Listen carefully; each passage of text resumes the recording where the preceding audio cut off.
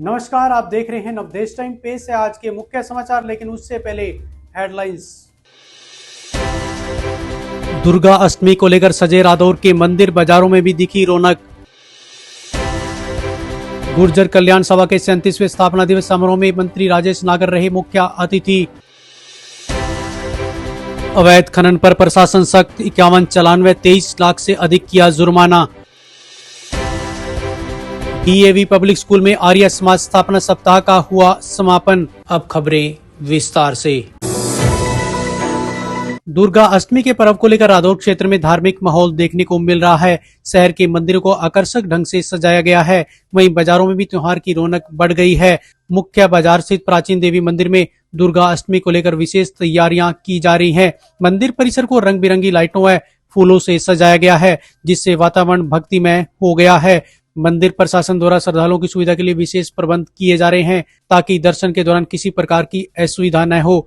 मंदिर के पुजारी सुरेश शुक्ला ने बताया कि वीरवार को अल सुबह से ही श्रद्धालु माता के दर्शन के लिए पहुंचना शुरू कर देंगे। उन्होंने बताया कि दुर्गा अष्टमी के अवसर पर विशेष पूजा अर्चना और धार्मिक अनुष्ठान आयोजित किए जाएंगे। गुर्जर कल्याण सभा कपालमोचन द्वारा 37वां स्थापना दिवस समारोह बुधवार को बड़े ही धूमधाम, उत्साह और श्रद्धा भाव से मनाया गया। समारोह में खाद्य एवं आपूर्ति मंत्री राजेश नागर मुख्य अतिथि के रूप में उपस्थित रहे।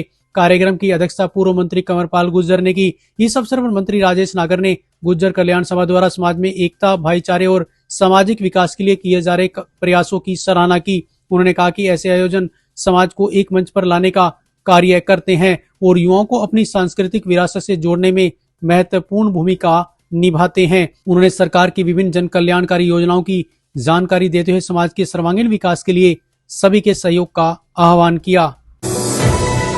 अवैध खनन पर अंकुश लगाने के लिए प्रशासन लगातार कार्रवाई कर रहा है।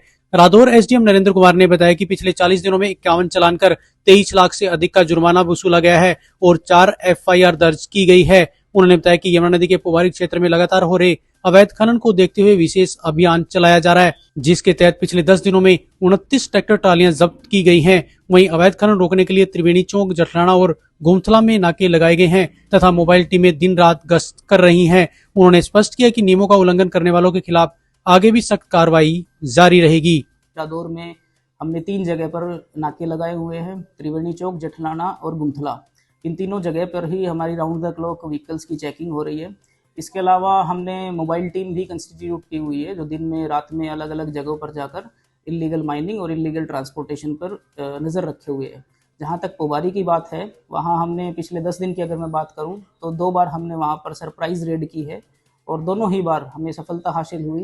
पहली रेड में हमने मौके से 19 ट्रैक्टर ट्रॉलियों को जब्त किया और संबंधित पुलिस थाने में उसको जमा करवाया। 2 दिन पहले ही हमने एक और रेड की थी, जिसमें हमने 5 ट्रैक्टर ट्रॉलियों को सीज करके थाने में जमा करा दिया और इस पोबारी की साइट पे हमने लास्ट 10 दिन में 2 एफआईआर भी कराई है। इसके अलावा भी अगर मैं बात करूँ इलीगल ट्रांसपोर्टेशन की, तो पिछले 10 दिनों में हमने 16 चालान किए हैं, जिसमें लगभग 6 लाख रुपए का उन पर जुर्माना लगाया है। और पिछले अगर मैं 40 दिन की बात करूं तो हमने रादौर सब डिवीज़न में ही 51 चालान किए हैं और जिसमें लगभग 23 लाख रुपए का हमने उन पर जुर्माना लगाया है। तो इस प्रकार हमारी इलीगल माइनिंग और इलीगल ट्रांसपोर्टेशन दोनों पर लगातार नज़र जारी है और हम स्ट्रिक्ट एक्शंस करने के लिए प्रतिबद्ध हैं। डीएवी पब्लिक स्कूल में मनाए जा रहे आर्य समाज स्थापना सप्ताह के अंतिम दिन वैदिक यज्ञ, व्याख्यान, भजन और सत्संग का आयोजन किया गया।